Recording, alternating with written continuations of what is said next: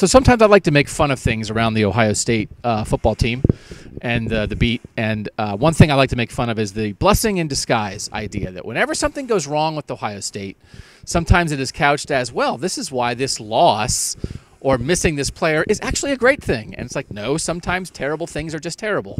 So now there's a little vibe today as they go into TCU. Is it somehow a bad thing? This is the reverse of blessing in disguise. Is it somehow a bad thing that they kicked the butts of Oregon State and Rutgers? And will the offense be overconfident going into TCU? So Doug Lamorese, Bill Landis. Bill, will the Ohio State offense be overconfident for TCU?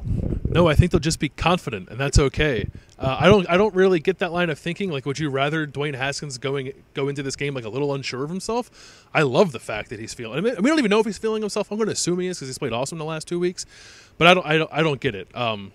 I want Ohio State's offense to feel confident going into what's a pretty big game. Like, I think like the Penn State game is bigger, and Michigan and maybe even Michigan State are bigger and probably maybe even better than TCU. But TCU is good. It's definitely a step up in competition from what they've had the first two games. So I like the idea that they'd be confident. And I wonder, like, if you and I think, have embraced the idea that this might be the best team in the country. And granted, they played Oregon State and Rutgers, but I think you're allowed to think that if that's what you think. And maybe some people are afraid to embrace that at the moment. Yeah, and there's realistic things that are going to happen. They're going to really have to protect against TCU. And you've already written about this. We'll write about it more. This is a big deal for the offensive line.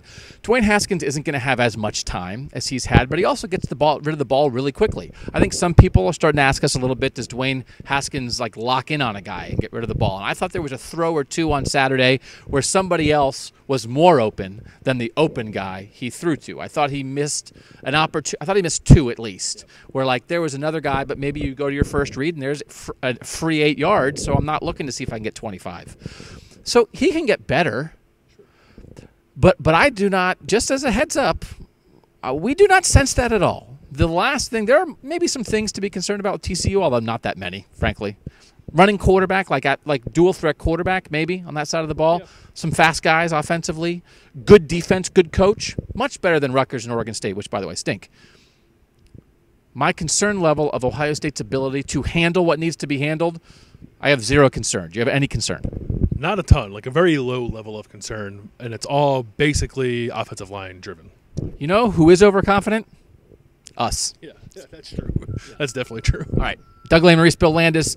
Big week. Read it all. Watch it all at cleveland.com.